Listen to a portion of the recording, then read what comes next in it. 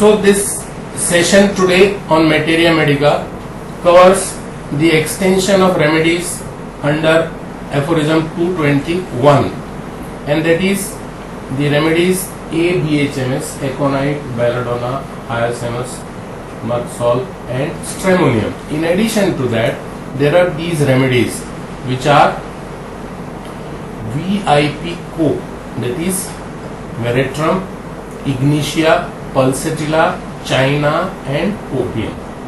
Now these 5 remedies, in addition to the earlier 5 remedies, are associated with aphorism 221, which Hahnemann has said that in stress conditions, he did not use the word stress naturally, we are translating it, psychosis, where intoxication and mania and other excitatory mental condition states prohibit you, stop you to prescribe antisoric medicines, because antisoric medicines in such conditions are likely to cause aggravations and not to reach to the acute state and give the relief. So for that purpose, he has described ABHMS and written etc.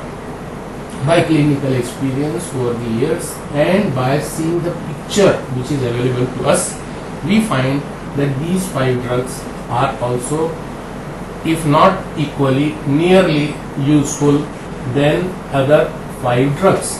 Of course, the pictures of these drugs differs. So these drugs are not prescribed in line, give 1 first, 2 first, 3 first, or give all the 5 first. No. We have to individualize these drugs. So for that purpose, we shall be studying the picture of these drugs one by one.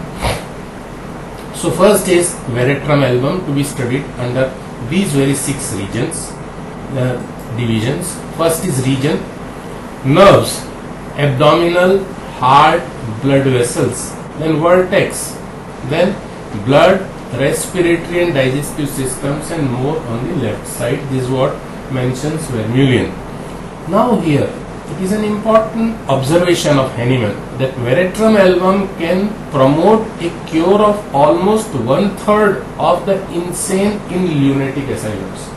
That means mad people who are staying in lunatic asylum, who are maniacs, frank mania, they are 33% cured if this medicine is used. That means it has got a high prospect of covering the mania cases, and your use of veratrum album in many cases can be assessed on the basis of this observation, because it is full of the symptoms of mania. Worse, exertion, drinking, cold drinks. It is one thing that today we think that nowadays, because gastroenteritis and cholera is not there, so as a result gastroenteritis is there but cholera is not there, so as a result our use of veratrum album has become minimum. For us, veratrum album comes to our rescue seldom, because we hardly in our day-to-day practice use it for mental cases. And not only we, includes the big mass today, our teachers, what we have been taught in our colleges and what we have seen from our colleagues. So this is a game changer.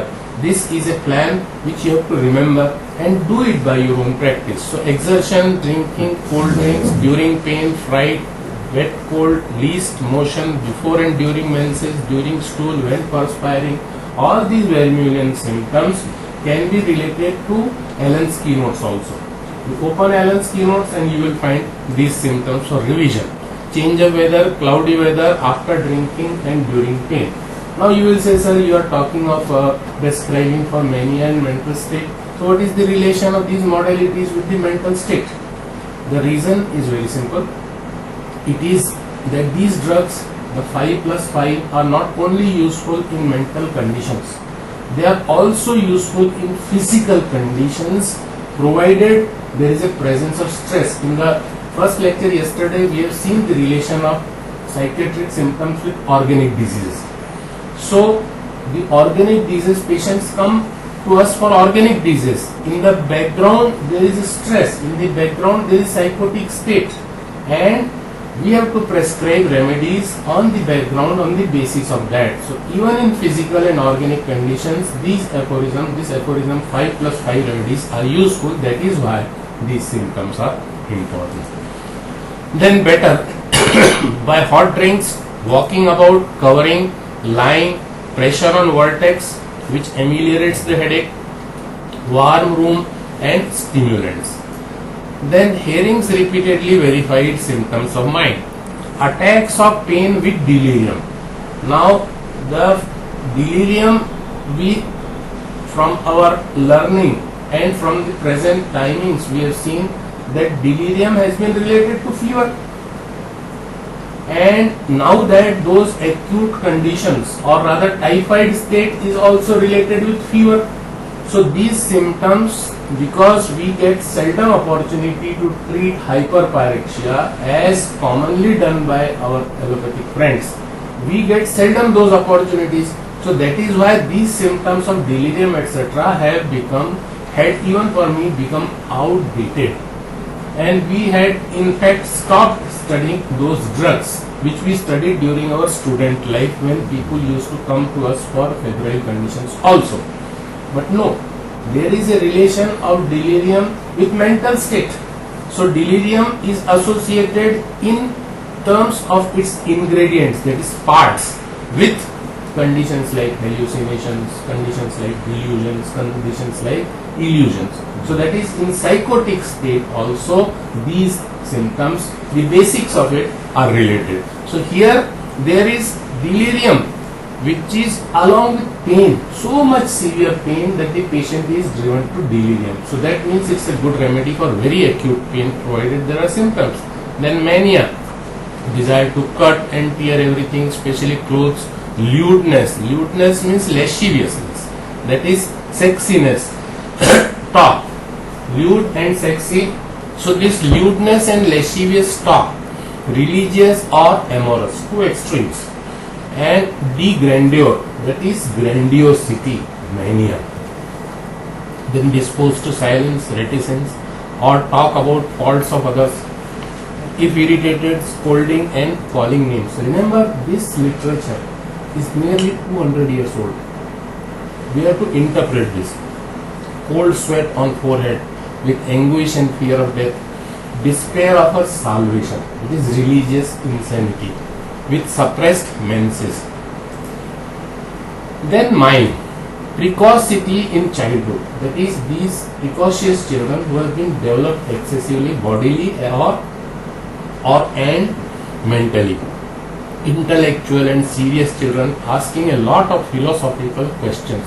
This generation of today from the earlier comparison is very much advanced, but we cannot prescribe on the basis of that. Among them we have to see those, because not to be compared with past. Mental overstimulation, overactivity and restlessness, hyperactivity of mind. Then a big symptom here, ambition, employs every possible means to reach his goal. This is the interpretation. And boasting, wishes to be considered as rich, squandering, spending money. Delusion is a distinguished or great person he thinks himself to be. Now this squandering money is spending excessive money. That is with mania. Saving a lot of money, that is with depression. So these are two opposite things. As in case of sex also we find that excessive sex desire with mania, diminished sex desire with depression. Flattering, affectionate, embraces everyone, affection in gestures and acts, affections in word. Feigning sickness. Now feigning sickness may be a hysterical symptom to get sympathy. Hard working, restless activity, audacity is great courage. Then high spirited, works his way up to astounding persistency, means surprising extent of persistency. Once doing a work, means stuck to that work, even if it is 2 o'clock in the morning, 3 o'clock in the morning, working for weeks, working for months. That is what is astounding persistency. Fear about his position in society. Contemptuous means envious, that is jealousy. Hard for subordinates and agreeable to superiors. This is a military temperament, because militarily what happens, if you are in middle, you obey all the orders which are coming to you from top, and you will expect your bottom to follow all the orders you give without right, wrong or argument. So here, whereas in societies it is not so. If your superiors give you some wrong orders and you pass it on to your subordinates, then you become cruel. So here, in other than the meaning of it, we have to understand that this is a dictator type. A dictator takes order from above and passes to below. So that is a sign of hypomania. Now, mania, it is very important to understand the symptoms, because patient will not come and tell you I am having mania. He will present these symptoms, and on the basis of these symptoms you have to analyze. Spares nobody or even lies, cheats and misleads to reach his goal. Egotism, intriguer, that is tricky, untruthful, falsehood, gossiping, bluffing, no sense of honor. Target achieving is important. Honor, dishonor, nothing. Never speaks the truth. Now this also are all under the cover of mania. Haughtiness, that is showing tough temperament outside. Very censorious, means critical. Righteousness, doing right thing, this right, this is wrong. Disposed to talk about faults of others or silence, but if irritated, scolding and calling names. Now remember, these are all the tendencies of mind under irritation. Anybody who goes under irritation, his mind is likely to produce any of these symptoms, including the mind of physician, your and mine also. But the difference is that happens occasionally, lasts for a very short time, and later on goes away. It does not become a part of your behavior. So from that angle, you have to see how much is the persistence of it and how much is the severity of it. Then religious delusions arising from megalomania, that is I am next to God, megalomania, thinking himself to be big, and confusion about his own identity. So that tells about, a mad person who says that you are sitting on a buffalo, you not put helmet, police will challenge you. He says, fool, you didn't see, I am on a four-wheeler. Four-wheeler you don't need. So these are all talks of jokes, but then people who are under megalomania, they talk many times things like this. Thinks he is Christ or appointed by God to convert other people. Then frustration of aspirations, that is ambitions are not fulfilled. Depression, indifference, forsaken means abandoned, left out. Forsaken feeling, flees into religion. Sometimes it is said that politics is the last resort of scoundrels. Also it is said sometimes that religion is the last resort of scoundrels. Now that doesn't mean that all people who are in religion are scoundrels, or all people who are politics in scoundrel. Now are scoundrels. Now it is like this, that scoundrels ultimately take a cover and try to hide their frustrations, hide their own faults of past and go to some field. So it is to be interpreted like that. Ailments from injured pride or honor. Injured pride or honor. Then we have seen that.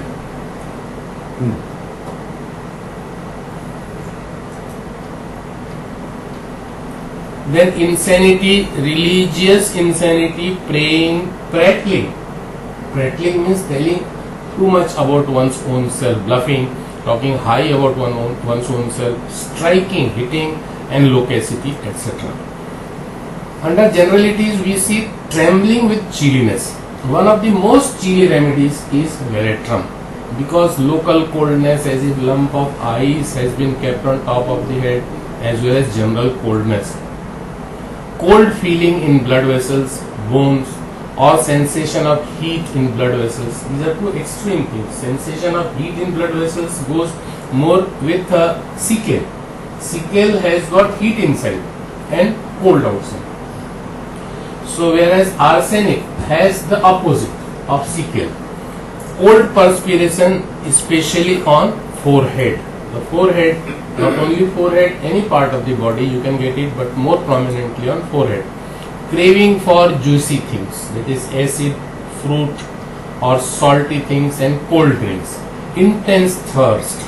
Then sudden sinking of strength, spasm and cramps, excessive evacuations, watery, then attacks of pain which produce delirium and mania for short time, then delirious from headache. Then vomiting and diarrhea simultaneously. Veratrum as well as arsenic are main remedies. Vertigo and cold sweat on head, vomiting and diarrhea, dysmenorrhea and coldness, then prostration, that is weakness, vomiting and diarrhea. So that covers our this particular veratrum.